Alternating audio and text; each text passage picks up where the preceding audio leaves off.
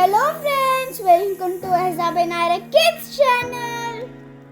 Welcome to my new cooking video. Today I am going to make salmon fish fry in air fryer.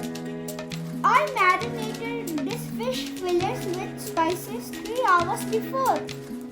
Then put this in air fryer on fish mode and cook it for 10 minutes. You can see my yummy fish is cooking and I am very excited to eat this. It's done now. See this very beautifully cooked fish fry, my favorite.